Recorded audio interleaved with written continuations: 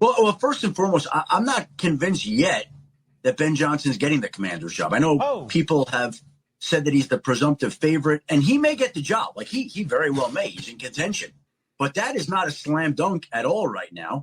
And they are definitely looking at other people as well. And again, they may come back to Ben Johnson, but I think that they're pretty impressed with Mike McDonald and Aaron Glenn and Anthony Weaver as well. And I think those guys are going to have a legitimate chance to get that job. And then Ben Johnson's also in play in Seattle. So you have to see, okay, well, if he doesn't get Washington, is he then in Seattle? Or does Seattle pull an upset? Again, people have said here that they think Ben Johnson's going to Washington and Dan Quinn is going to Seattle. Yes. And I will bet you that at a minimum, one of those is not right. At a minimum. Get open for three. Dagger! The kick in here. Shefty. Dagger for real. He saw it. Are we still doing this, the DC thing? It gets me. It's my hype song. We'll change it a bit. Everyone's moving up in the world. We're sitting here. Hey, listen, Kirk might come back. He might save the intro. My approval ratings keep going up. Sorry to keep you waiting. Complicated business. Welcome in, Defeating the Curse. We're down to 2 teams, boys. The NFL season, we got about 2 weeks left or so. We got 1 game to talk about over the next couple of weeks, and we will get to all of the fun stuff. But we got to start with the Commanders getting rejected by not 1, but 2 different offensive coordinator or offensive guys that were being targeted by Adam Peters in this organization. And we'll get LP in here in a little bit to talk about his take, which I really liked. I mean, it was a little hot takey, right? But I'm going to give him credit, but I'll let him talk about it. LP in our offline chat said this would have never happened under Dan Snyder, right? Like when he wants a guy, he's going to go get the guy. And I think that's a strongly worded take. Revisionist history. That's what that is. I don't know, FP. But Ben Johnson was the guy, and he was rumored to be coming here. And we'll talk about the games and what did and didn't happen with the Lions. But Stevie, he kind of did him dirty. They were on the way. Redskins 1 is taken off. They're in the air. They're on their way to Detroit to talk to 2 potentials. And the guy they wanted, I know, it was always, it was a side eye for one, and they were locked in on the other. They're in the air, and they get word that, he's re-upping with Detroit. He wants to stay. Job's not finished. Want to stick with Dan, blah, blah, blah. I mean, we'll talk about what it means for the Commanders in a second here, but is it a bad look for Johnson to do him this way too? Like, isn't this going to hurt him? Like, no. Into next offseason? Or no, it's going to hurt him. Not going to hurt him, but It's a bad look. I mean, those are 2 very, very different things. I mean, is it a nice thing to do to leave someone at the altar like that? No, but hey, you play call the way he play called, I think on Sunday and for the entire season, the way he had been doing it. Listen, I'm shocked. I mean, I think everybody here is shocked. I was in a meeting. I walked out into these text messages that he was, all the talk in Redskins land for the last couple of weeks is how attractive of a job this is. 90 million cap, number 2 pick, 7 picks in the top, whatever. The hot new GM, pieces to build on, all this stuff. And now you've zeroed in. You read into the hype. You bought into the hype as a team. You said no to let all these guys go by the wayside. I let stupid FP get me all excited. Well, I mean, someone do a wellness check on Grant Paulson. Okay, this guy is devastated. Yeah. Okay, and Chris Russell is enjoying every second of Grant Paulson's misery right now. That's low key the best feud in DC sports right now. But yes, if you're the bad look by Ben Johnson, it doesn't matter because he's a boy wonder. He's an incredible offensive coordinator. But if you're the Redskins right now, you got to pivot really quickly. Well, and Adam Peters is going to earn every penny of this. They immediately tried to go to Slowik. This is FP's guy from the beginning of since we started talking about potential replacements for Ron. I mean, going back to like week 5, week 6, week 7, FP was. I mean, you were the first one I think on the pod to mention Slowik, and his stock was rising and rising and rising. And within hours of Ben Johnson, I don't think he inked an extension. I think he just said, "I'm going to stay here." Yeah, they didn't redo his contract. But Slowik did get a revised contract to stay. And I mean, can you blame him, FP? I mean, he's got some nice pieces there in Tank, and obviously in CJ. Like, he's got good pieces. Like, maybe he just looked at the Commanders, to Stevie's point, and said, I don't know if I want to start from zero. I got a good thing here. I think this is a bigger conversation than kind of just the Commanders and their head coaching hunt, because it's very rare. I mean, Ben Johnson has done this 2 years in a row now. It's very rare for a hot commodity coordinator to say, no, I'm going to stay on the team and finish the fight and go for the championship or whatever. It's very rare to see that. And I don't, if Snyder was here, then it would be a completely different conversation. Then we would say nobody wants to work for Snyder. Yeah, nobody wants to do all the black cloud, blah, blah, blah. But now that it's a new ownership and a really an unknown team at this point, right? Like, you can mold it however you want to mold it. For them to still say no, it's not a knock on the Redskins, right? Like, you have to pivot quick, but it's not. It's just not, right? Because they turned down Seattle. Seattle has Microsoft money that they could throw at a head coach. FP, they've got the second overall pick in the draft. They've got $90 million. We've gone in detail. This draft, that second overall pick, it doesn't have value. It just doesn't have the value another year's second overall pick has. But maybe, but I think you're being I don't know. I feel like the Commanders have to, like, this is an L. There's no other way to look at this. It's not an L because it's an L if you have Snyder PTSD. It's not an L if you have. We all have Snyder PTSD. Yeah, we all do, but you can't. Where have you been, FP? You can't look at it. You can't look at it with the Snyder lens anymore. FP. To Stevie's point here, they had two targets. They got the first one done quick in Adam Peters, and that, I mean, maybe we bought into the hype a little bit too much, but okay, Peters is here. That's the guy. Obviously, you can see his body of work with the 49ers, but Ben Johnson was the target. He was the guy. Sure. Last week, or maybe they had a heads up on this, because all this, like, Bieniemy interviewed really well talk started last week. Maybe Peters had, just an itch or a gut feeling that maybe this wasn't a done deal, and they started to put this out there. Here's my fear, right? My fear is that we see 2005, 2006 happen again, where Snyder, with Gibbs announcing his retirement, goes out and grabs, I don't know if Jim Zorn was the hottest offensive coordinator in the league, but he brings him in. It wasn't even a coordinator. You're right. He's quarterback's coach, right? But he starts this, like, search to see, who the head coach is going to be. And then a couple days later, he comes in and he says, we had our guy in the building all along. Well, you hit on a key phrase. Bad thing happened, then Snyder started. Okay, but Bieniemy, Adam Peters has been doing the search for what are the odds? What are the odds on Bieniemy becoming head coach now? They're probably very high. They're skyrocketing.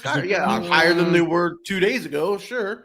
Yeah, but again, the entire narrative last week was, why are we interviewing Dan Quinn? Why are we interviewing Raheem Morris? Why are we interviewing X, Y, and Z? Everybody's questioning why we're going through virtual interviews and second interviews with all these guys. But now those look like great moves. Yeah, Raheem is gone, sure. But you have your sort of baseline level of interviews that you've done. You've done a couple. You're so. I'm not a homer. They lost option 1. They lost option 2, and now they're stuck with defensive guy. Option 3 is great. The Sean McVay of defense doesn't sound like a bad catch to me. Yes, if tomorrow afternoon we hear that Mike McDonald is head coach of the Washington Redskins, that's incredible news. If tomorrow afternoon there's a tweet in a thing, what do we call them? X's? There's an X tweet. There's no way. Elon just got screwed in Delaware. We're going to get to that? Okay. All right. We'll get to that later. Listen, if tomorrow we find out that Mike McDonald wants to run it back with Lamar, we got to get to Lamar too, because he shit the bed. If we get to, that message, then FP, you got to ring the alarm. You got to, like, DEFCON 5.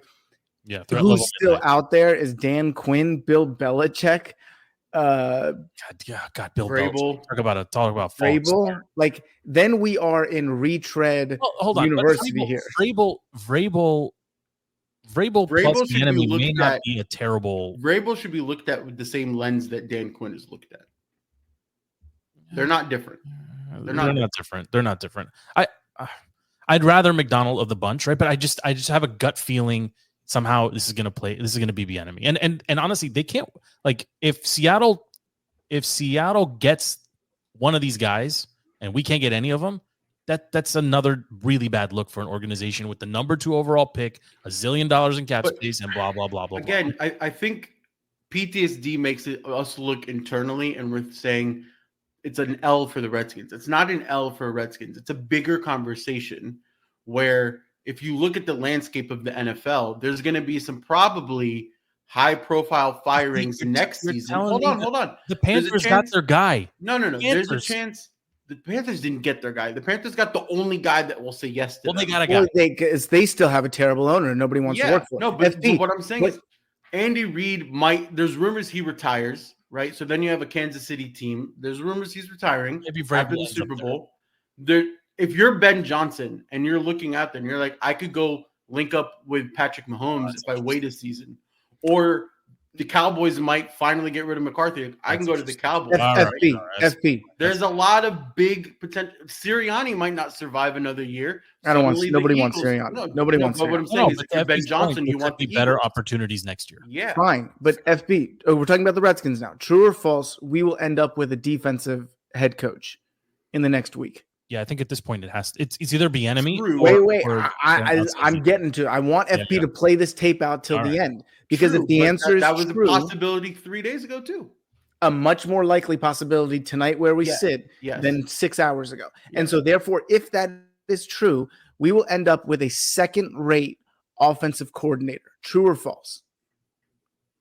There is no top-rate, first-rate offensive coordinator available. So therefore, by default, we will end up with a second-rate offensive coordinator who will be ushering in a new offense with a number 2 draft pick quarterback that he'll have to bring into it. So at that point, Stevie, okay, so pull that thread a little bit. But even the defensive guy, maybe you're not drafting a quarterback at 2. Maybe Bieniemy gets another cut at this with Howell.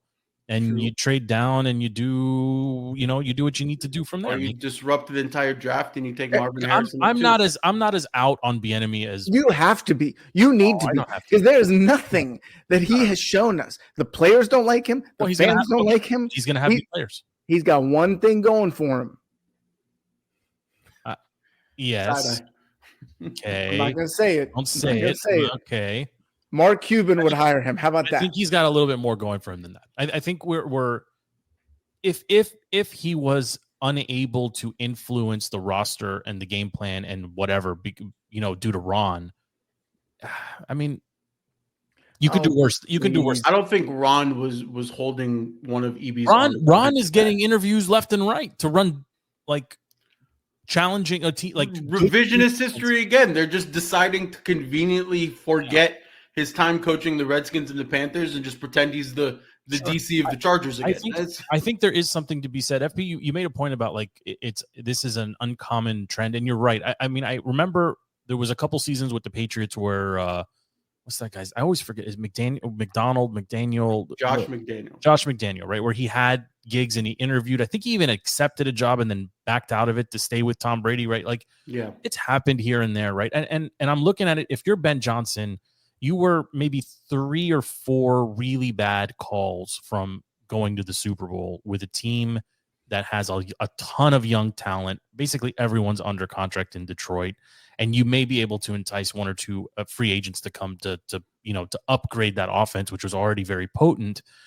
It's hard to turn that down, right? Like being on especially with the story with Detroit. Like if that was a Packers team, maybe he leaves, right? Because there's a history of winning, but there's something I think about Detroit. I think somehow like Dan is going to retain both those coordinators. That's ridiculous. You work your whole life to get to be a head coach. If you are in the coaching game, that's your whole. But if you go too early, you have to look at the money of this. You hurt yourself, right? You have to look at the money of this, right? So Ben Johnson was rumored saying he wanted $15 million, right? Which is insane for a first-time coach to before the interview season started. That number was out there, and then you probably have some schmuck like Tepper out there for Carolina that probably threw the bank at him to convince anybody to come to his team. Right. And then Ben Johnson was probably using that to negotiate maybe even more money. Right. Sure. And then nobody, no real GM, no real team is going to just throw $20 million, $50 million or more to essentially an unknown head coach, right? Like, yes, he did great with Detroit, but he also developed his own system, right? He is his own branch. He's not coming from a coaching. He's got what? He's not coming from a coaching tree. So what I'm saying is, you don't know how a Ben Johnson offense plays out after defenses have looked at it for 2 seasons. You don't know how he is as a leader. And to go back to the airplane thing, that is a Josh McDaniels kind of poo-poo stain on him, to just kind of tell a team, hey, I'm not going to do this, even though you're halfway here. That's a bad look. And I don't think, and Peters has said, above all, the number one thing he's looking for in a head coach is leadership, right? Like, he wants the guy to be vocal, to be a leader, to come out there. And if you have essentially this millennial head coach, this young guy who thinks he's a hot shot, that's just going to kind of wave his middle finger at the team when they're flying out to talk to him, that's a bad look. You know, it's not a bad look. You also have to realize DC media is toxic, right? So if you're already going to do something like that, and you're going to, it's a bad look. Come in cocky to DC media, we'll chew you up. I don't care about any of those things you just mentioned. When I saw on Sunday him slashing that 49ers defense in the first half, the play calling, the execution, the reverse at the right time, the Jameson Williams touchdown, the ability it was all against public enemy number one in my eyes. Everything was against Chase Young. Of course, running right at 92 was amazing. Okay, I could have rushed for 2 touchdowns against Chase Young that game. I can't remember who said it, but one of the coaches or someone said there are just guys. Oh, Dan Orlovsky, ESPN, said there are guys that just have a knack for play calling at the right time, and it was so evident on Sunday where they would have a blitz. He'd have a screen. He'd have a quick pass. They were, stacking the box. But that's coordinator talk. We've seen it a lot where the offensive play calling genius doesn't necessarily translate to head coach. Don't reference Eric Bieniemy. No. I was going to say McVay has proven he can do it. Kyle Shanahan has proven he can do it. But then you have Mike McDaniels struggles with play calling. Hey, that's a bridge too get far. Too cold. You don't pick on McDaniel. Drops. I mean, look. The Lions had the perfect game plan going into that game, and we got to talk about Dan here for a second.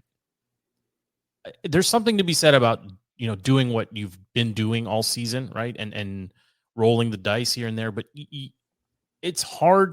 It's hard. I remember watching the game and just thinking to myself, like, I'm all for the gutsy go for it call. But if it doesn't work on the first try, you gotta, like, it was just reminiscent of the Cowboys game where he just kept going for 2 points instead of taking points. Like, it's like he was obsessed with the idea that he's been perpetuating. Yeah. What didn't work, Joe? A drop pass by your wide receiver? What didn't work? I mean, you lose the game by what? 3? Yeah, I mean, you gotta, like, some things are situational, right? You look at the scoreboard, you were up 17, and then you were up 10, and then you were up 3, and now you have a chance. Now you're down 3. You tie the game. Like, you can't, like, there's something, and I understand the philosophy, right? Dan Campbell's philosophy is we're gonna go for it against, we're gonna play to win the game when we're playing against teams that are equal or better than us, and maybe we'll play it a little safe with teams that are lesser, right? And I get it, but it hurt him. I mean, how do you chalk up that loss to anyone else except Dan? For anyone who's killing Ben Johnson. I can't hear that, because anyone who's killing Dan Campbell on not kicking the field goal, the Detroit kicker, it was a 48-yard field goal, 48 yards and more. He has a 45% make rate. So people assuming it was 100% make when you go out to kick it, he probably had a 40% chance of getting the 4th down. So he did nothing wrong. Dan Campbell did nothing wrong. He kicked the field goal at halftime at the goal line when it was 4th and 3. Well, but that's where you go for it. But see, I'm just saying that's where you go for it. That's where you go for it. You have all the momentum. Like, momentum matters. You can't measure momentum. There needs to be a flip of the switch when it comes into insanely meaningful games, right? Regular season, you can afford to bite kneecaps and be aggressive and do all that stuff. But when it comes into the second most important game ever of the season, in the championship game, you take the points or you take the points, especially against a team like the Niners that have proven that they can score on a flip of a switch, that your weakest part of your team is your secondary on defense, and you're going against the Niners, who have amazing receivers and talent and speed all over the offense. You have to take the points when you can take the points. How am I the voice of reason here? The only reason, if Jahmyr Gibbs doesn't fumble on that 1st and 10 at the 25, we are talking about Eminem at the Super Bowl.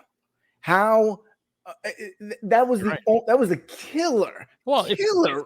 I mean, if they catch the ball, if I mean the Niners, I think missed a field goal as well somewhere in the first half of that game, if I'm not mistaken, right? So like, yeah, okay, like the ball's funny and it bounces. It's a weird shape and it bounces a funny way, right? Like I get that.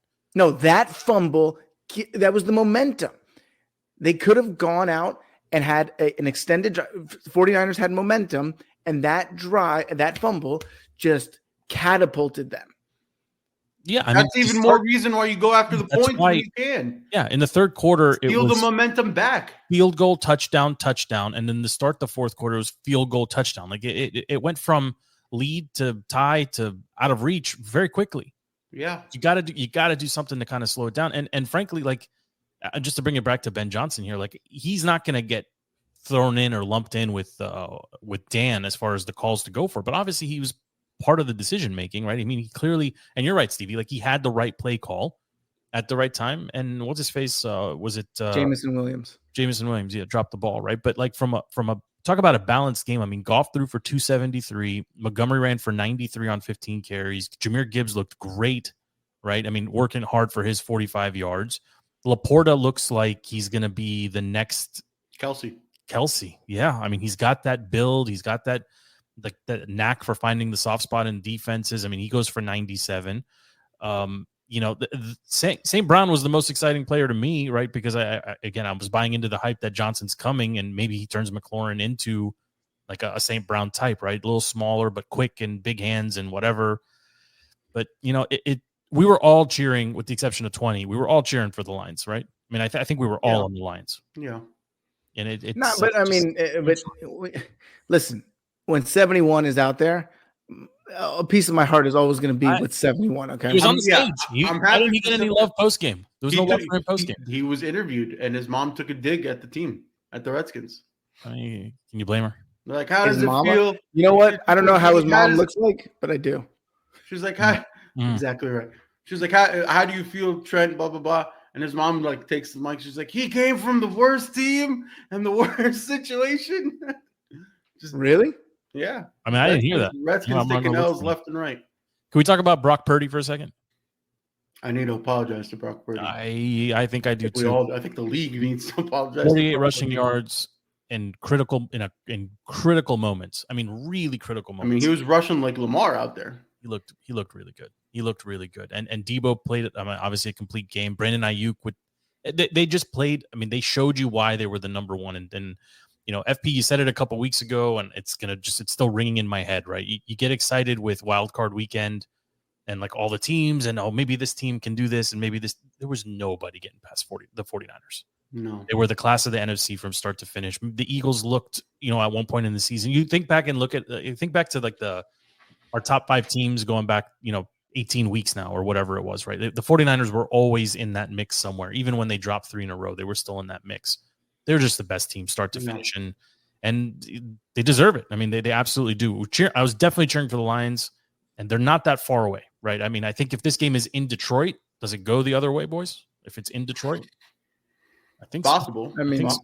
I mean, crowd noise plays a big a big role. I mean, I said this in the thread we were going back and forth. I don't know any two guys harder to tackle in the NFL than Christian McCaffrey and Deebo Samuel. I mean, the amount of broken tackles. Awesome. They need an army to tackle them, and Kansas City better be ready for those two guys, because those guys. And you usually have 71 in front of you clearing the lane. But I mean, crazy. Like those are two guys. I probably can't think on more than one hand of guys that can carry an offense. Christian McCaffrey can carry an offense in the NFL, which is incredible because the NFL is the most team sport that you can think of. Christian McCaffrey can carry an offense by himself, and Debo's not far behind when they get him the ball in some space. Yeah. Can we switch gears and talk about the Ravens? I want to talk about this game. So disappointing. Were we all in on the Ravens? I was pulling for the Ravens, and not by a lot, but I wanted to see Lamar get over the hump. I was all in until I got all out, probably in the first 5 minutes, and then it was actually kind of cool watching Baltimore implode.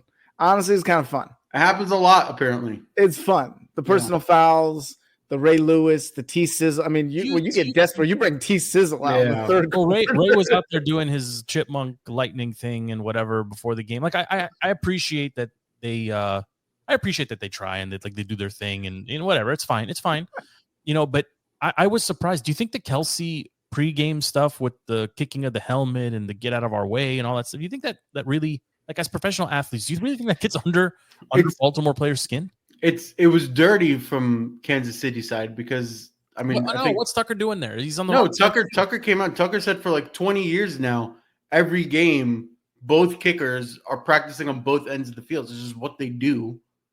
It's just kind of normal NFL practice, and the Chiefs are just kind of being a little janky with it. They're just being a little asshole, which I can respect. If you're going to get into your opponent's head and you're going to kind of have that douchebaggery, I'm okay with it. We're in your building. Like, we don't we believe we are better than you, even though the stats say otherwise. Like, you don't think Mahomes and Kelsey, you said, hey, we're going to. Yeah, they did. Let's make it chippy. Yeah, let's make it Mahomes. I think the Chiefs is crazy to see the Chiefs have embraced that heel turn. You see that in WWF, but it was, only so many years ago when the whole world was cheering for them, yes, against the Patriots and in the Super Bowls and stuff. And so they quickly became the villain. Yeah, they quickly became the dynasty that everybody wants to see. And they've owned it though. They they don't shy away from it. They don't hide Taylor Swift. They don't do any of that. Well, it's just like Brady and Gronk with their douchey Instagram reels where they're just flexing and throwing up all the rings that they have. It's the same thing with Mahomes and Kelsey. It's just they're just a little bit less likable than Brady and Gronk. But a lot more unlikable. But keep it on the Chiefs here for a second. Mahomes only threw 9 incompletions, and 7 of them were in the first half. Like, just it's an incredible performance by him. And I have to apologize to him too. Not too long ago, I was asked point blank. It was a kind of heated back and forth. Right? Is Mahomes elite? And I was like, I don't know if I can say he's elite, but he's very elite, right? He absolutely belongs in that.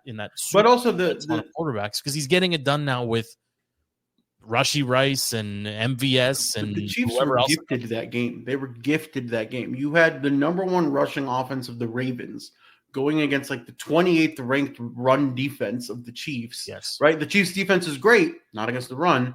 And for whatever reason, they only had 6 rushing attempts, 9 rushing attempts, something like that. Yeah, 3 for Gus Edwards, and 3 for Justice Hill. It's insane. And I mean, running the ball in the playoffs, in the cold months, in January, it's just football 101. And the number 1 rushing team won again. Yeah, they imploded. Had the number 1 defense though. FP. I mean, the Mahomes played, and I hate to say, he played an incredible. I mean, that was but also they only put up 17 points. Yeah, on the number 1 defense. Yeah. But I'm saying if you establish the run as the Ravens, but more so than that, the run wasn't working. It wasn't working. They didn't even attempt. They didn't establish it. They pulled the EB. They abandoned it before they even started. If it ain't working, you have to abandon it. No, not when you're this good. Not when you've got these 2 guys that can legitimately run the ball. I don't know why we're talking about anything besides Lamar Jackson. Well, I know one of the worst quarterback games I've ever seen in my entire life. He's coming under a lot of heat because he has been given everything under the moon. Right? He wanted the contract. He got the money. He demanded for OBJ. He got OBJ. He wanted Zay Flowers or somebody in the first. They got Zay Flowers in the first. He has the number 1 defense. He had great running backs. He had everything given to him. And still, when it comes time for him to be that guy, completely disappears. Man, he looked terrible. I mean, he 6 playoff games in a row now. He's like 2-4. He beat CJ Stroud in Houston, and he beat an old ailing Tennessee team with Ryan Tannehill, and that's it. Those are the only 2 teams he can get past in playoffs. I mean, just the eye test. His pocket awareness on Sunday was so bad. The Kansas City, they had no rush. Okay, Chris Jones looked injured half the game. They had no rush whatsoever, and he was holding on to the ball too long. He was indecisive about running. He overthrew so many deep balls. Yes. Okay, he made a couple amazing plays. He also didn't get any help from like Beckham was half running routes. Isaiah Likely's calling for the ball when he's triple covered. Like there's, I mean, that was a church basketball move. Okay? That was church turkey bowl. Like, I'm open, just throw it, and I'll out muscle everyone. Like, I don't know what you're doing. It's his fault for ultimately throwing the ball. But what's Likely doing calling for that? Like, you're triple covered because Likely's used to calling for it when they're 4 yards out of the red zone or the end zone, and instead of 40 yards. But they also got Mark Andrews back, and he's not useful unless they're in the red zone. Run the damn ball. Get into the red zone and then make your plays. As poor as Lamar's performance was, I put this on coaching. You can't run your two studs, your two workhorses, 6 times total when it's a one possession game. Like, what are we doing here, Stevie? Like, you gotta stick to the run. If they're down 30 points, okay, like, you have to abandon. You got to get points quicker, but it was a one possession game the whole way through. Both of you are advocating for is taking the ball out of the hands of the NFL league MVP. No. I'm saying the Ravens all season have established the run, worked play action, and taken shots selectively down the field. You're also missing another important point. It was raining in Baltimore. Even more reason to run the ball. Steve Spagnuolo coached a hell of a game, and it was very clear. It was, we are going to stop the run, make you throw the ball, and see if you can beat us. And guess what? You can't beat them. He was blitzing like 99% of the time. Chiefs the best way to counteract the blitz is to run. You mean Lamar Jackson run, or you mean to run the ball? I just mean run. Run the ball. Run the ball. But do an RPO and keep it with Lamar. It doesn't matter. But if you're blitzing, I mean, Tony Romo said it 1,000 times, and I hate Tony Romo. You run where the blitz is coming from. That's it. You run the way the pressure is coming from. Or you just find Chase Young and run right at him. It doesn't matter where the blitz is coming from. Just find him and then go right at him. We're going to be talking about Super Bowl champion Chase Young in a couple of weeks. Oh, my God. Oh, my God. Is he going to get benched? He better. The rumor is they're going to have to. I mean, he won't get benched. He won't get benched.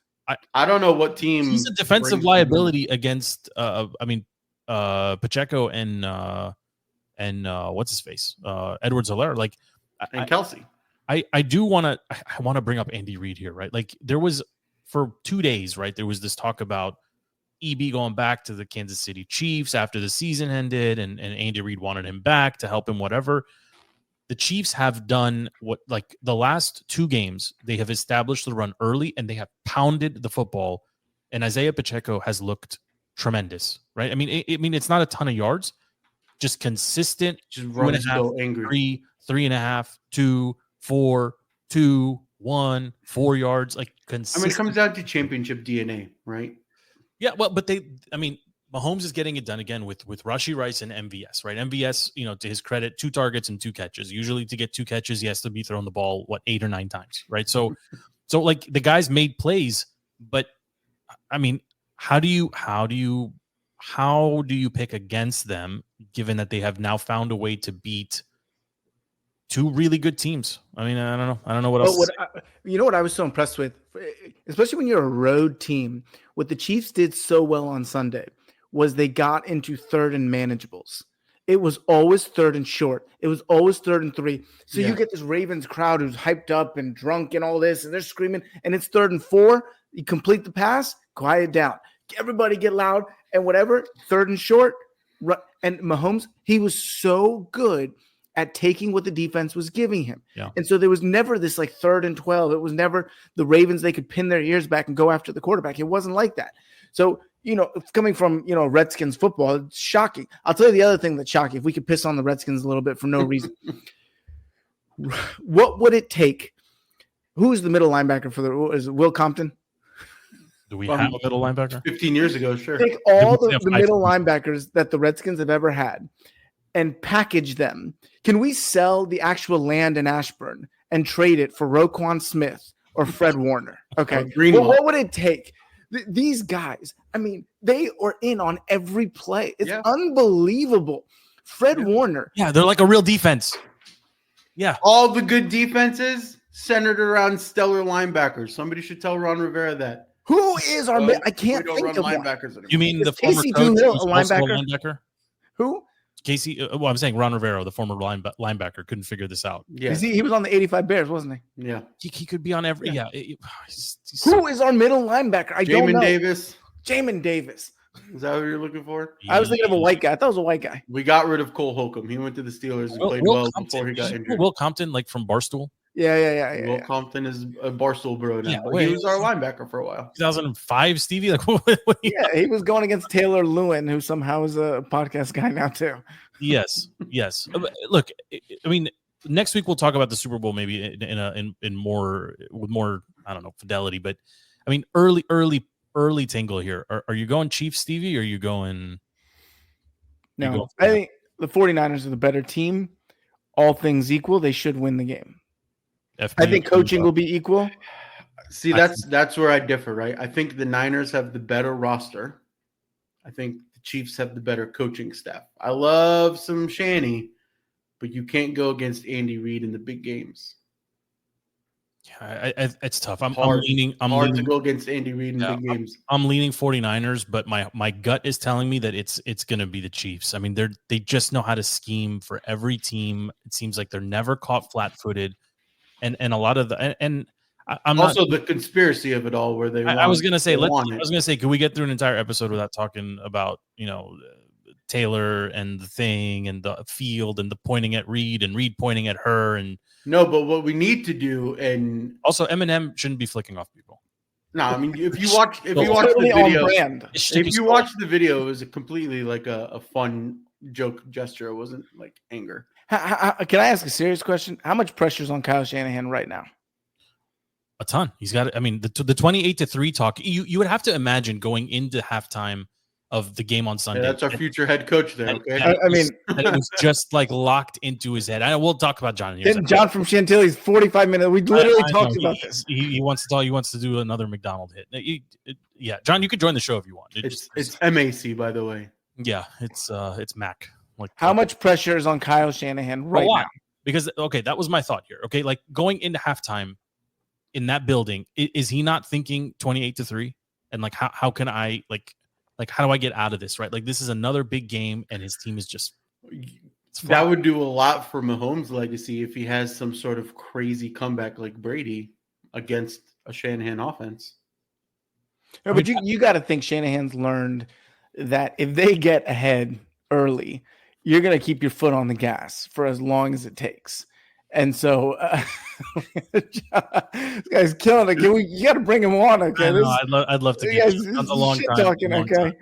Yeah. We got to get him in here. I think of all the players, of all the QB coaches, legacies right now, Kyle Shanahan has the most pressure on him. 100%. Yes. The Chiefs are playing with house money right now. They got nothing to lose. Been underdogs supposed to be here. Yeah. The San Francisco, the 49ers are the juggernaut. They were the best team in the NFL with the Ravens. They are the ones that have all the pressure squarely on them to get over the hump. But it's going to be a Niners crowd. It's Vegas. It's true. I mean, yeah. I mean, the Chiefs have fans everywhere. Come on, let's be honest. Well, I mean, they're the dynasty. They literally have fans everywhere. The Swifties will come in. The Swifties are gonna, yeah. I mean, would you rather have Taylor or Eminem at the Super Bowl? I would rather have. We were talking about it in the chat. I want a camera pointed at McCaffrey's girl. What's her name again? It's a little ridiculous that Eminem is out there with his dyed beard, giving double middle fingers to people. Like it's Eminem, man. It's on brand. I'm surprised he didn't moon everybody. Just enjoy your team being relevant and like. Listen, I'm not a big Taylor hater. The biggest problem with Taylor Swift. Also, she's not the one. Hold that thought. She's not the one that's like telling them to put her on camera, right? Like CBS is the one that's got the the instant erection constantly just going back. Travis made a catch. Go to Taylor. Like I'm with you. The producer booth is like Taylor now. Like the biggest problem with Taylor Swift is Brittany Mahomes. It's a package deal. Yeah, I didn't follow that either. Problem. Because you have to see her stupid face every time. Exactly. Yeah. Jackson, Jackson's the brother. Be there. Oh, the best thing about Taylor Swift being involved is we never have to see the brother.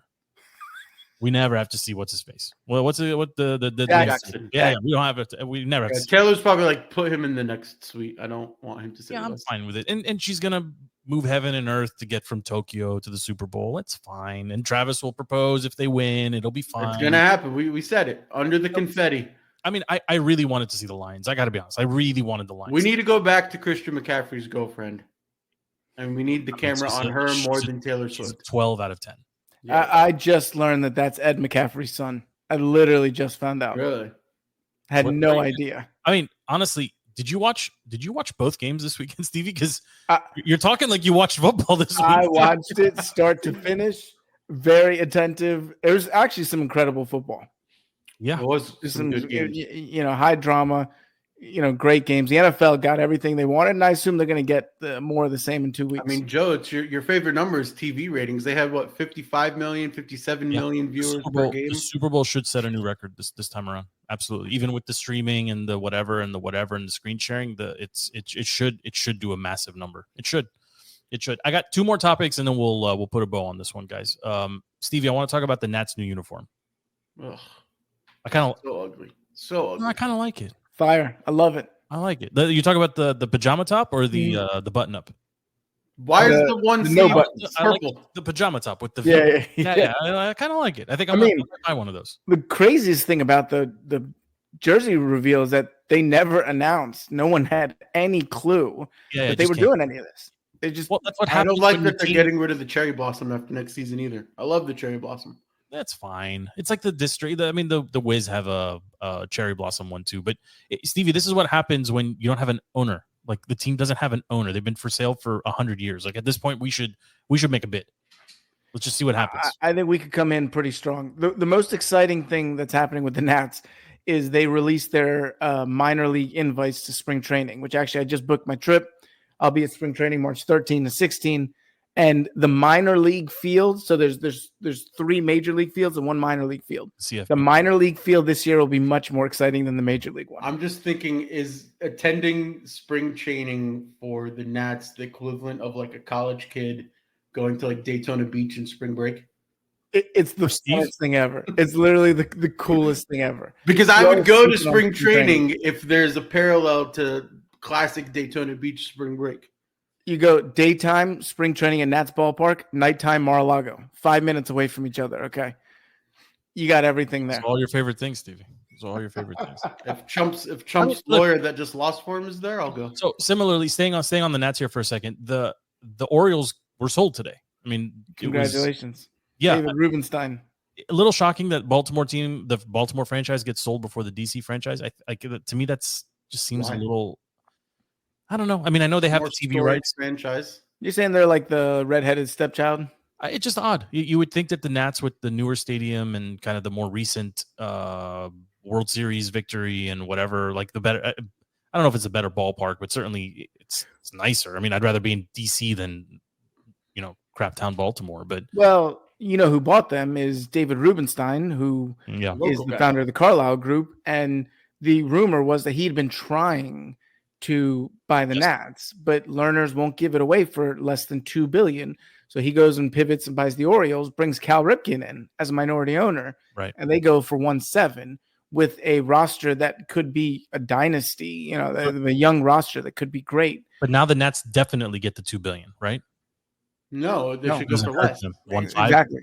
They have less assets. Mm-hmm. They have no TV deal, no nothing. Well, you're right, because the Orioles have that weird Masson 2 HTS holdover. Which should get sorted out. You guys remember HTS? I know John remembers HTS. FP, did you ever do HTS? No. You're an NBC Sports Washington guy. I didn't care about baseball enough. Or is it Comcast? No, HTS was home team sport. It was everything. Yeah, HTS was like the local. That's where I watched my Bullets games. Yes, we would come home from school at 4:00. You gotta give me. I don't. You gotta give me channel number. I think it was 86. 86. For sure, it's 86. For sure, it was 86. Yeah. Wood panel cable box. That's how far back. Wood panel cable. Yep. Media General. Cable. Yeah. my mom with fruit time. She's cutting up the fruit. Okay, those are better days, man. Go to WGN to watch that's why there's so many Cubs fans, because they were always on WGN. I remember that. Yeah. And Braves fans always on TBS, right? Like that's why everybody on the East Coast was watching these two. Anyway, the Wizards got a win yesterday. I'm not going to bore you with that, but it was a surprising win. First of all, it's multiple wins after firing Wes. Yes. So all we're doing is ruining our chances of a high draft pick, high lottery pick.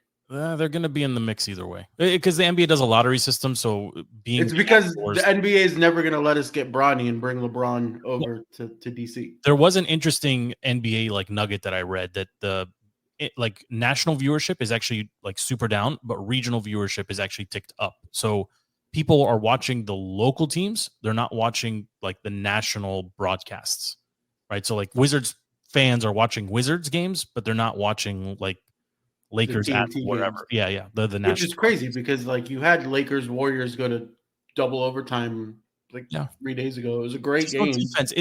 It's crazy. No defense. It's so hard to watch when everybody's good for 160. Like it used to mean something when you had a guy that was doing 25 points a night. Like that used to be like awesome. Now it's so. I mean, you had the what's his dude's name on the Mavs? Luka. Luka went for 73. Right? And 2 days after what's his face on the Sixers. You want to talk about I respect his game, but you want to talk about a guy who looks like he plays in a church league. That dude doesn't jump when he shoots. I mean, that guy is sitting at a shisha bar drinking tea and smoking. He doesn't have if you play with him in a video game and you hit turbo, like he doesn't go any faster. Like he's just.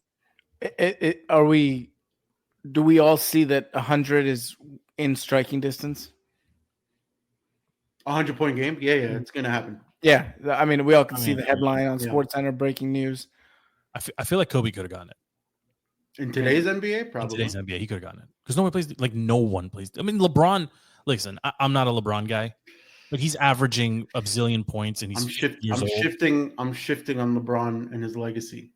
Did you see the stat that he has more years sticks to basketball? He has more years as an NBA All-Star than not an NBA All-Star and not an NBA player. Yes, NBA player. Yes, 20 years All-Star, 19 years not. So much. 39 years old. Too many stupid things. FP. He's always reading the first page of every book. He can't read. I can separate the two. Right, the on-court LeBron, I'm impressed by.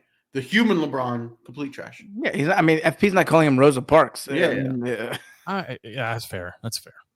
I mean, it's impressive. He's averaging a ton of points, and he's so old. I mean, he's gonna play with his kid. Like it's gonna happen. It's gonna happen. When you go back to the 100-point game, though, it is gonna be someone like a Luka, who those jump shooters, the guys that like those like Ray Allen shooters that need to like get a lot of lift in every jump shot, they're not gonna do it. But a guy like Luka, who's literally just Luka. Yeah, or Jokic, somebody who's just going to park under or maybe Wemby as he matures because he scores so easily, so effortlessly. I mean, he's got to be a 3-point shooter though. You got to hit like 20. Wemby can stroke it a bit. I mean, he's too young, but like Luka could do it. Well, I mean, it could be Embiid. Embiid had a 60, didn't he? Yeah, or 70. Yeah. If he gets hot, I mean, he's a shooter. Yeah, he's a shooter. All right, boys. Any final thoughts? Anything you want to talk about? Any last topics here? We'd save World War III for another day. If you like, sure. If we survive till next week, we could talk about it. Next week, we're gonna need a lot of filler. It'll be 19 weeks in a row for us, boys. 19 in a row, which I'm very proud of. Hey, Thursday night. You guys don't care about it. The NFL skills competition, though, I actually enjoy it. I enjoy it at all. Wait, this week? Next week? It's fake Pro Bowl weekend. No, it's Thursday. High football and everything. Oh, we're doing your favorite activities. We're going to the gun range and then eating steaks. So never done it. You want to go? Nah. I'll send you the details. Nah. I'll send it to John too. John, that seems like something John would enjoy. They'd take my Republican card when I go anti-gun. FP, anything from you, buddy? No, nothing really. I mean, okay, we're gonna have to talk prop bets. That's what we're gonna have to use for Philly. We could do a whole segment on prop bets. Make sure you tell LP that we delayed the start time for him, and it was really nice of him to join us. LP's been on delay for 15 years now. Listen, listen. I'm a man of routine, so I can appreciate his routine too. And we'll get him on here soon. We'll try to do maybe a 2-parter next week because I'd like to get Razzie in here to give us his prop bets. I think that would be a good segment for you and him maybe to trade back and forth on. A couple things you're looking at. The prop bet on the score. I got really excited about the score. I think we should do some more prop bets on the score. I think you hit on something doing a first quarter correct instead of an entire game correct. It's much easier to predict. Well, yeah, I mean, do a 7. Like if you put a couple bucks on a 7-7, 10-10, 3-7, like just pick 4 or 5 different combos. If it hits if one of them hits, you're gonna make some money. Yeah. Yeah. We'll discuss it more. I like it. We'll see.